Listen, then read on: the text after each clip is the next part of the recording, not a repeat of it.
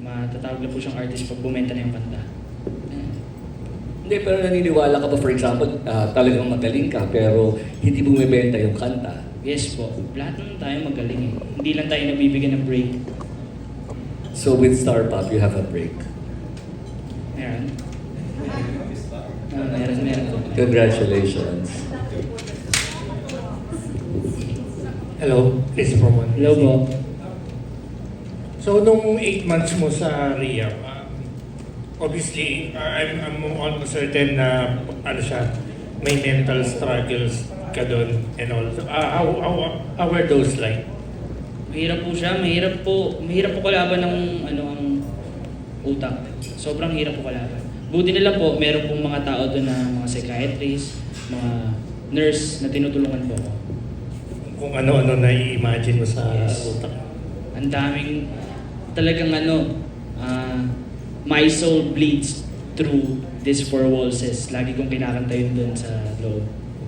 Okay. So, napakinggan ko na yung album. So, how was it like working with Kurzbox, isang producer na kilala sa hip-hop tsaka sa pop music dito sa Pilipinas? How was it like working and collaborating with him? Ang sobrang saya ko po noon kasi nung una ko pong nakita si Kurzbox, talagang parang dati nakikita ko lang po na nagmimix siya ng mga kanta ng mga sobrang bigating artist na. Tapos imimix niya po yung kanta ko. Parang grabe yun. Kaya sobrang saya ko po noon. Tsaka ilang beses po ako nagpasalamat at nagpa-thank you sa kanya kasi grabe po talaga yung grabe po yung ginawa namin sa studio nun. Okay, thank you. Salamat po.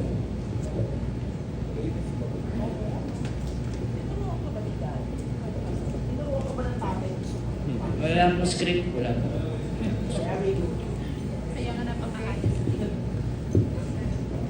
Okay, do we have any more questions from our? Yes. Okay, we have one last here from Sir.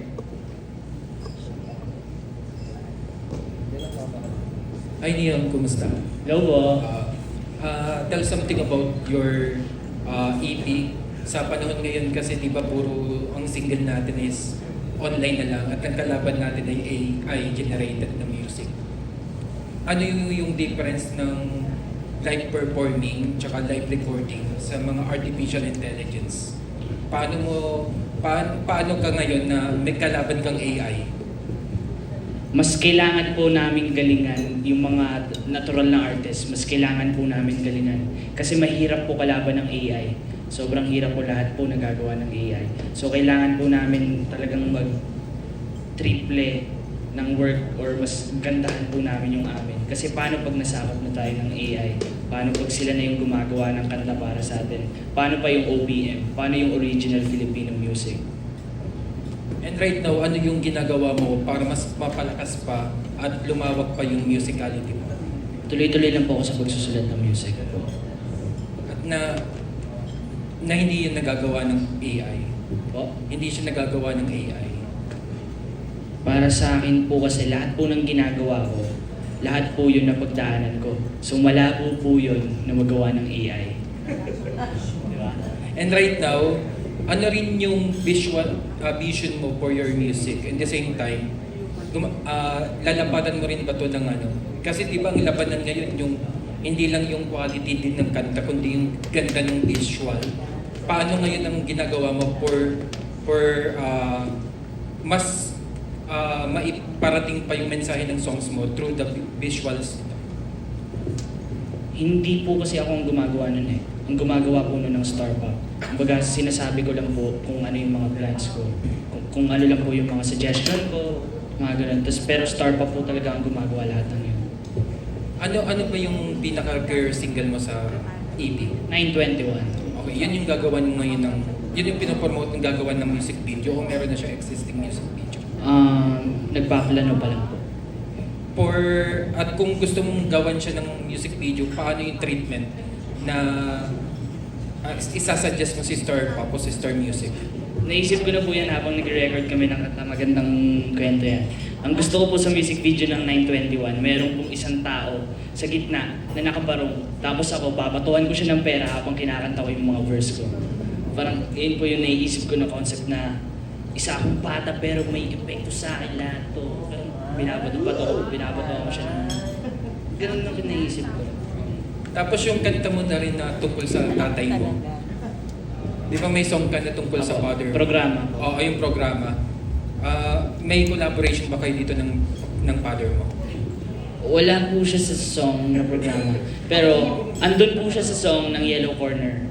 Kumbaga parang pinapagalitan niya ako, Nak, magbago ka na. Ayoko di, mas okay ako sa ganitong buhay eh. Ganun-ganun kami nun.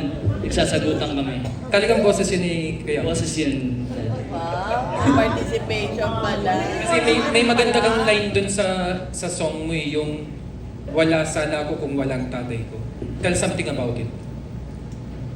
Kasi, kung hindi ako pinarehab ni Daddy, wala po ako dito sa harap niyo ngayon. Siguro nasa kalsada ako, natutulog ako sa labas, sobrang dumi ko, sobrang payat ko. Pero dahil kay Daddy, andito ako, masigla ako at meron pa akong press con ngayon. Palakpakan natin sila, guys! Thank you. Congratulations. Galing!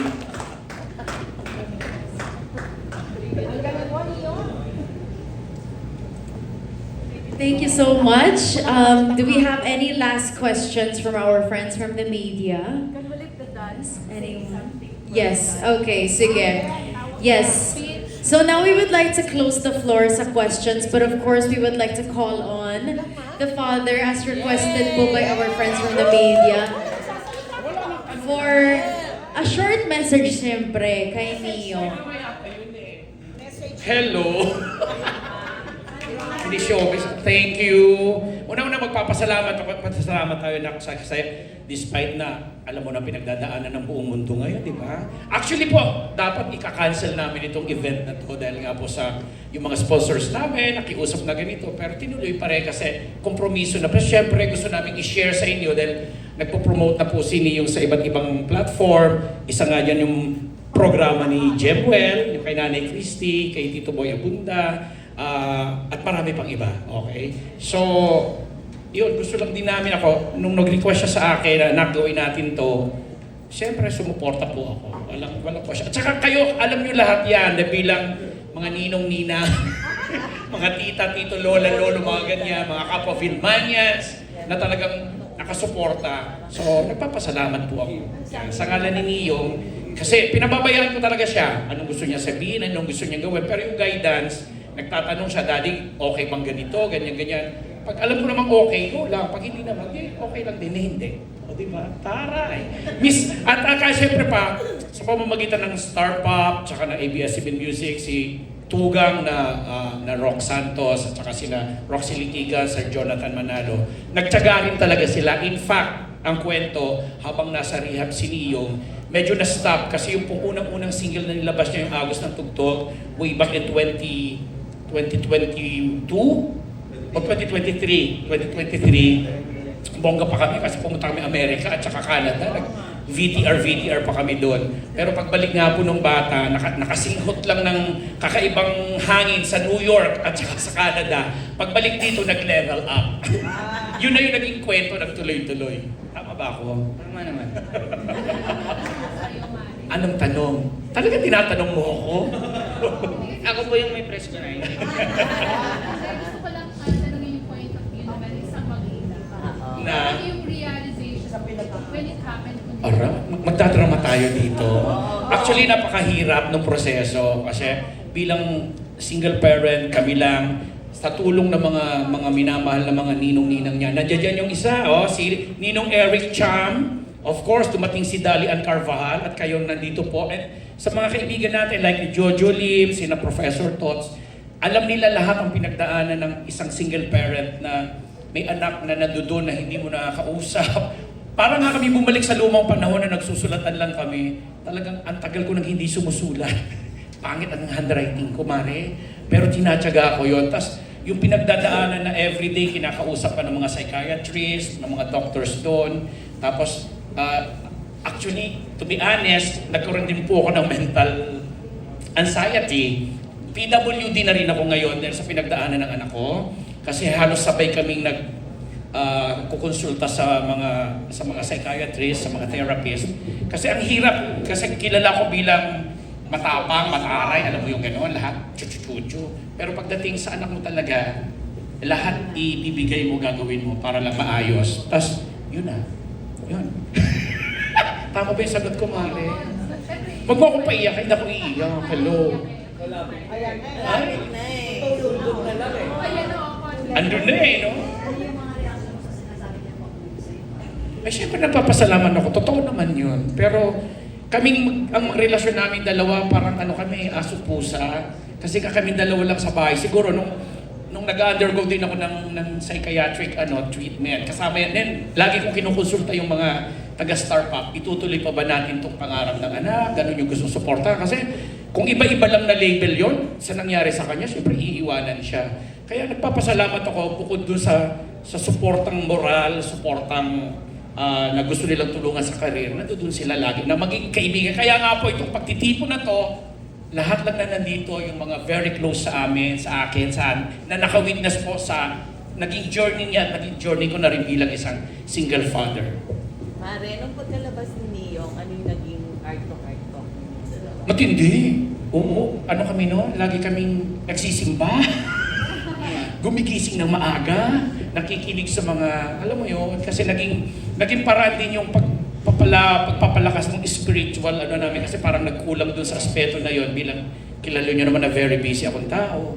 Tapos naiiwanan sa bahay. Akala ko nung mag-edad na siya ng 12-13, pwede na siyang iwanan na mag-isa kahit wala talaga kami kasambahay, puro on-call, pati driver dahil hindi naman ako nagda-drive.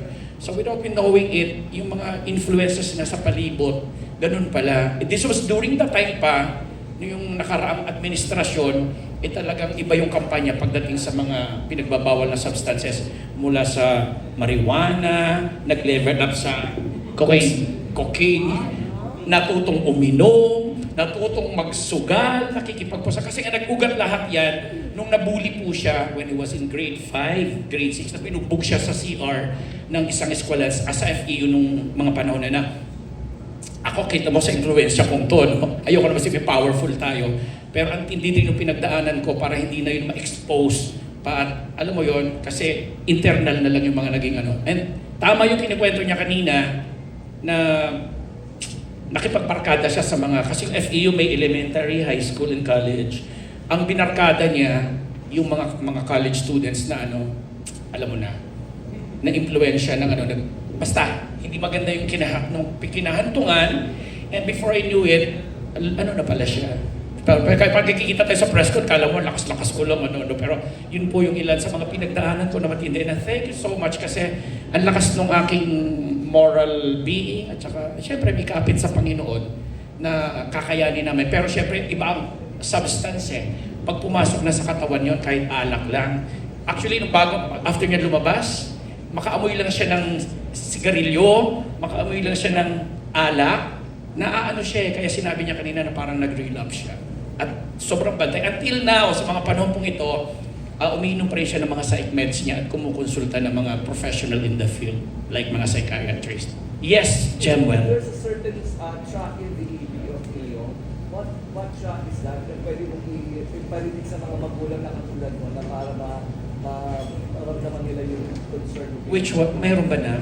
Programa. Yung programa daw.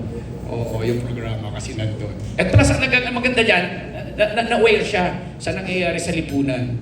At talagang dinadala ko siya sa mga functions sa UP. Actually, nung last na nag-rally, ganun din. Kasi para iba yung pinagdaanan ko sa pinagdadaanan niya. Pero gusto niyang i-relate sa kagaya niya mga bata na ano ba ang ginagawa ng gobyerno sa mga ganyan. Kasi lalo pat in the previous administration, matindi yung naging usapin dyan. And then sa current administration, parang wala lang, di ba? Pinaparatangan pa nga natin yung presidente na, di ba? Oo naman eh.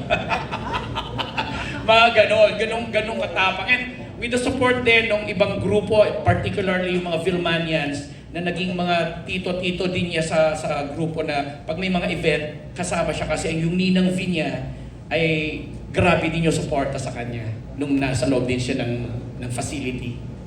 Nakakabilib lang, Mare, na sa kanya pala din ang galing para maging open. Of course, ganun yun. Actually, ayaw niya talaga. Oo. Ayaw niya. Ganun talaga yung feeling ng isang magulang. Ano ba? Bakit ako? Apet naging CEO.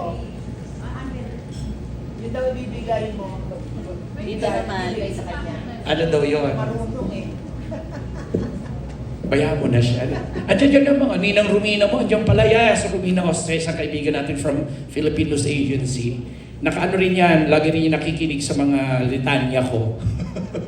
And of course, si Don Don, nakapamilya rin namin na from time to time dumadalaw sa bahay. Meron pa ba? Yes, Mare. Talagang di mo ko tinantanan.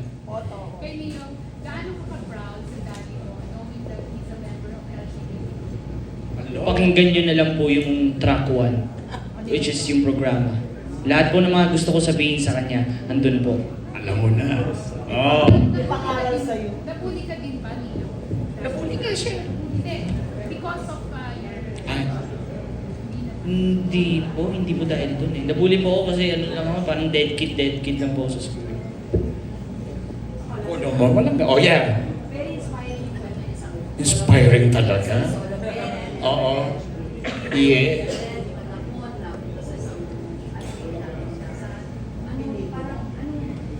Anong gusto niyong sa public? Isa nangyari sa inyo? And then, unang-una ang realidad talaga dyan. Actually, ako rin sa dami rin ng mga sinasalihan ko mga advocacy groups, may mga programa din talaga kontra droga, kontra sa mga ipinagbabawal ng mga substances. But history na kahit nung mga lumang panahon pa nag-i-exist na yan. Kasi negosyo yan na malaki at ginagamit yan ng gobyerno at ng politika para, kita mo nga ngayon, kaya namang pababain ng presyo ng gasolina. Tayo lang ang pinakamataas. Pero may ganun So gusto namin i-address bilang magulang na nakakaranas ng mga mahal na presyo and everything. So gusto kong ibahagi sa anak ko na lahat ng bagay pinaghihirapan. Hindi natin naihingi yan. Kaya nga siguro pasensya kayo kung gano'n siya maglambing sa mga ninong-ninang niya, na parinig. Kasi siguro yun yung paraan niya para mag-cope up at sumabay doon sa sistemang gano'n. Pero sa murang edad niya, feeling ko nauunawaan niya yung mga iba-ibang sistema ng lipunan na tayong lahat apektado. Kaya nga po, nandito yung mga kayo. And of course, yung mga Gen Z na ina-address niya na sana very soon, meron talaga mga pagbabago na mangyari sa atin. Hindi ko man abutan niya sa panahon ko, pero siguro sa panahon niya, kaya may future. Di ba? May hope. Yeah. gagawing life story yung Life story! Meron na pong nag-alok, pero wag muna. Oo. Sino gusto mo gumanap? Hindi ako ready. Charot! Kayo din ba gaganap? Hindi ko alam. Pumuri, ano ba yun? Hindi ko pa alam yan. Anyway, meron pa ba? Ano na lang? Hindi nga daw. Hindi po. Wala akong pake. Yes, Maring Chris. Yung personal message mo na lang sa daddy mo. Pakinggan nyo na lang po yung programa. Ah? Sige na. Kaya kasi mag-rap Pakinggan nyo siya. na lang po yung Oo, programa. ano doon na lahat. Sa mga Gen Z na, Cesar, yes. Sa tingin niyo po ba mas naging explore na yun Leo. si Neo? Kasi po, ano po yung nakita niyo sa kanya ngayon na hindi yung nakakita before? Okay, magandang tanong. Very good. Actually, yes, marami siyang natutunan sa loob, pero talaga isang pinakapupuri ko sa kanya, kahit nagagalit na ako, minumura ko na siya mula ulo hanggang paa, matatag siya. At yung mga lesson na gusto niyang ipakita sa akin na siguro sa panahon ko, hindi ko naiintindihan kasi ang generation, alam mo naman ako, senior na rin. 15 anyos lang to. So yung gap, ang laki para i-fill up. Pero siya, nagtatry siya ng best niya para, alam mo yon, hindi man ako i-please, pero sundin pa rin ang mga sinasabi ko bilang nakakatanda at daddy niya. Actually, barkada nga pero pinakagusto ko sa kanya pag nagluluto, ang galing, ang sarap niya. Actually, sabi ko nga, nak, mag-chef ka na lang, mag-culinary ka na lang, kasi ang galing magluto. Nagluluto pa rin ba siya? Nagbukas pa rin siya ng pindas. Sagot. Siyempre. Kasi iniiwan ka niya dati. Yes. Magaling siya magluto po. Yung paborito ko yung mga pasta niya, sinigang, tapos yung ano yun, tawag yung sili, ano yun? Dynamite. Dynamite, yeah, tsaka marami pang iba. Diba? Amor kayo, may question kayo kapatid na tots? Jojo? Bilang mga inaalagaan nyo rin ito sa mga events ni Ate V? Lessons learned. Lessons learned. Marami po, pero pinaka-importante sa atin bilang magulang, talagang hindi, totoo yung kasabihan sa kultura ng Pinoy, nagagawin ng magulang ang lahat, wag lang sukuan yung anak. Ako talagang, munti na ako, sumuko, bumibigay na ako eh. Pero, lumaban. At saka dahil sa inyong lahat na nakakasama ko sa mga press con, mga events, etc. Na nakayanan ko. Kaya maraming salamat. Kaya kayo nandito. Diba? Iiyak na. Cesar, di ako mapapaiyak. Kasi doon po sa songs din niya, nagkaroon siya ng relationship doon eh. Ano po bang current status ninyo yung right now? May relationship po ba siya? Kasi may influence yung relationship doon. Love life pa siya. Sa ngayon, Ay, Meron. ay. meron na. May girlfriend. Inspiration siguro. Eh, baby pa yan, meron na yan. Oo nga. Hindi imposible yun. Oo, naranasan niya na yan lahat. Nagmadali sa buhay. Ay, na sinasabihan ko lang, ginaguide ko, never ako naging, yung nagsabing bawal, ganyan. Basta sabi ko lang, wag na wag gagawin yung ginagawa ng mga mas nakakatanda na pag dumating ng oras na disgrasya na yan, andyan na yan, buhay na yan, forever mo na yan. Hindi ganyan yung pagkakasabi mo. Sabi mo sa akin, huwag mo bubuntisin. Sabi mo, Kaya nga, yung ganun eh. kaya nga wag na wag gagawin yung gano'n. Kasi pag nandoon na at nangyari na aksidente, forever na yan. Hindi lang ikaw ang maapektuhan yung buhay mo, pati na rin yung mga bagong buhay na ibinigay mo or bibigyan mong buhay, mga gano'n. Tsaka wala ka pang kinikita eh. Charot! Yun, yung mga kaibigan niya, gusto ko sabihin, meron kaming kaibigan, family friend namin sa US, si Esmer, isang up-and-coming artist doon na naka-influensya rin sa kanya. Tinutulungan siya and hopefully magkaroon sila ng call. In fact, nung pinasok ko sa rehab, meron siyang big show sa Bicol dapat noon, kaya lang, mas prioritize namin yung rehab kaysa doon sa big show sa Bicol. Yes. Paano yung pagpasok mo sa kanya sa rehab? Bigla. Yes. Wow. Hindi niya alam. Nung tinawagan ako ng school, kasi nandoon na yung police, nandoon na yung DSWD, alam ko na may something. And then pagpunta ko doon sa FEU, I was with, sino nga ba, yung isang mabait na parang angel na driver. Kasi wala akong driver. Kuya Jude Si Pexon. Jude Pexon, correct. Katanda niyang pangalan. Isang stranger lang to na graduate din ng FEU at alam niya na yung nangyari. Sabi niya, kapatid, baka gusto mong tulungan kita, ganyan-ganyan. Kasi nahulihan nga siya ng marijuana doon. Tinago siya sa sapatos niya, sa medyas. So, antindi yung principal, lahat. Usap kami. Ayoko na pahabain. During the time, the DSW wanted to put him sa Marikina? Boys Town. Pero syempre hindi ako pumayag. Sabi ko, sige, kahit mahal, ilagay natin sa tamang facility. And yun ang angel na yun na si Jude Pexon na Grab driver, siya ang nag-lead sa amin doon. And then, ura-urada, walang requirement, walang whatsoever. Pero lang ako ng waiver, nag-down payment. Yun na. That was the last time na nakita ko siya. That was December 5 of 2023. Tapos after 8 months, after 8 months ko na siya nakita. Hindi, mahirap. Natutulog mag-isa na masakit sa ulo. Wala siyang inuutosan. Mare, nung tinanong mo siya, hindi naman siya ayaw. Akala niya mag-drug test lang siya. Dadaling ko lang siya sa isang drug test center. Pero diniretso ko na doon. Tapos siya, finalo na lang namin kasama ko aking kaibigan si Don Parillas. Sinunod na lang namin yung mga requirement, mga gamit, ganyan na ang daming bawal. Bawal lang may tali, bawal lang may ganito, bawal lang may matalim. So, nung nandun na siya sa rehab, ano na yung reaction niya? Nagulat na siya. Oo, binartulina siya for 1 week. 1 week. 1 week. Kasi nagwawala po ako, tapos may straight jacket. Yung jacket na nakapatalikod. Tapos may helmet po para hindi ko maumpog yung sarili ko sa pader. Kasi nagwawala po talaga ako, sinusuntok ko yung pintuan. Ganun. Kasi iniwanan mo na siya that time. Tapos, ang nakakaloka pa doon, he has his braces, tinanggal niyang isa-isa yan. Yes, kasi Kaya gusto mo pumulit tumakas. siya eh. Nung yung ninong din niya na si Dr. Pong Magtibay ng One Dental Place na sponsor din namin ngayon, yun yung dumadalaw. Actually nakikita niya kasi nilalabas siya eh.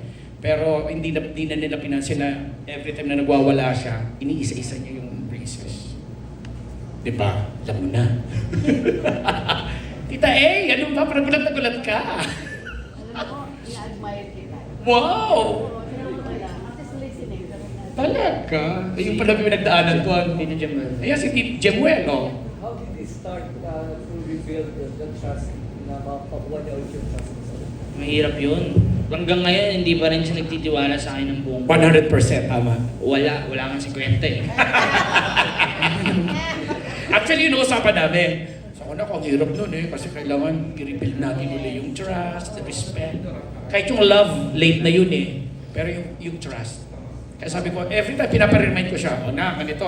Pero masunurin siya. Paglalabas siya, Daddy, dyan lang ako sa labas, bibili ako. Kasi hanggang ngayon talaga, in fact, hindi ko magawa-gawa na lumipat kami ng tirahan. Kasi still, nandun sa palibot po namin, we live in Antipolo, sa isang subdivision na daanan. So, andun lang yung mga, actually yung title niyang Yellow Corner, doon nagsimula lahat. Yung influence, bad influence ng mga nandun na nagbibenta at binibigyan siya. Nandun pa rin.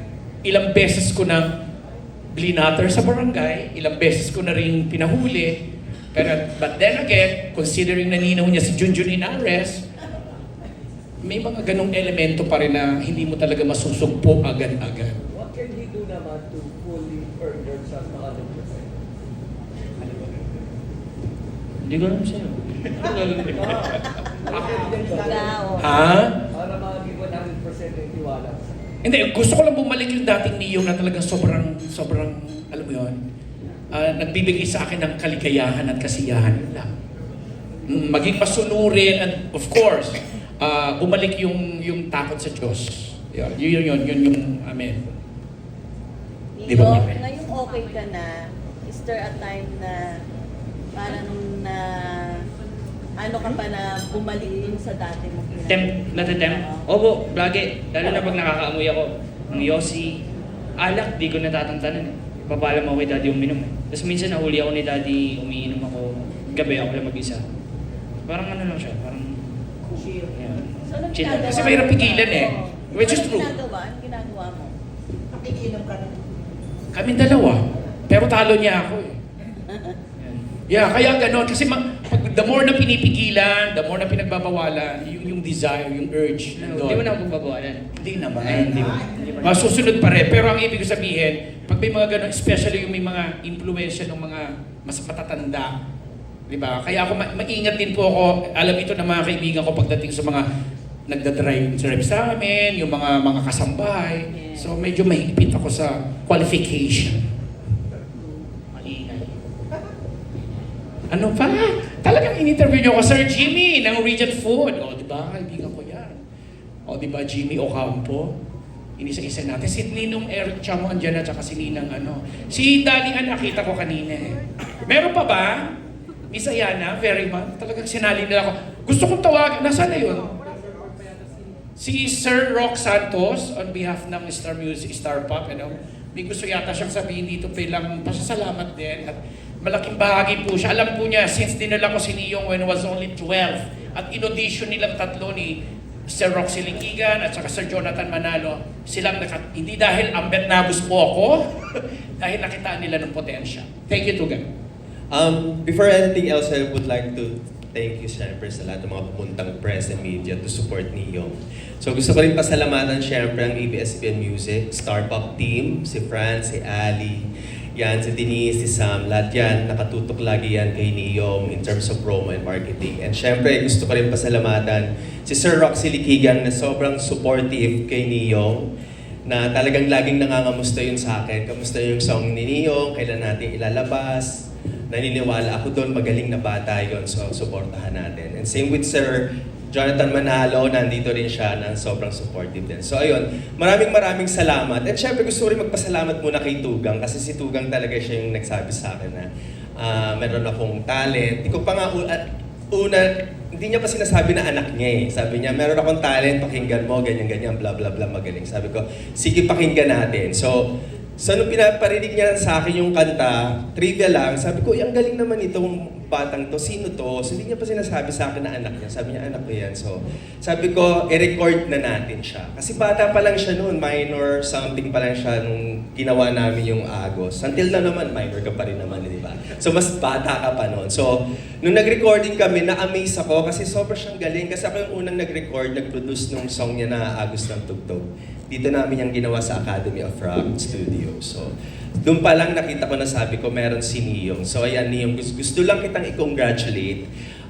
Advice ko sa'yo na keep doing kung ano yung gusto mong gawin. Keep writing your song. Keep inspiring people, lalong-lalo na yung mga audience mo yung sumusuporta sa'yo. So itong personal inventory na to na EP mo, talaga namang very personal sa'yo. So nakita ko yung process, nakita ko yung mga kanta, nakita ko yung kwento. So very inspiring and very sobrang siya nakaka-inspire. So ako, congratulations and continuous lang yung pagsulat. And syempre, hindi naman dito nagtatapos yung EP na ginawa natin eh. So sinasabi ko sa'yo na, i-ready mo na yung next mo ng mga songs para sa next EP mo. Wow. Diba? So congratulations, Niyong, and keep it up. Tugang, Salamat, Sir Rob. Thank you. Ayan mga balos, thank you. At bago ko makalimutan, si Neo nakaschedule na yan doon sa isang ninong niya na farmer at maraming lupain sa Tanay, si Ninong Dale de Fonturo na ititrain naman siya sa ibang aspeto ng buhay. Ganun po talaga. Kaya lahat kayo dito nagpa-participate din po. Nagpapasalamat ako, bahagi kayo lahat. Ayun na, Miss Ayana, ikaw na, ako na. Alright, palakpakan po natin ang duo natin, father and son duo. Grabe. Congratulations. Again, palakpakan din po natin ulit the man of the hour, Niyong!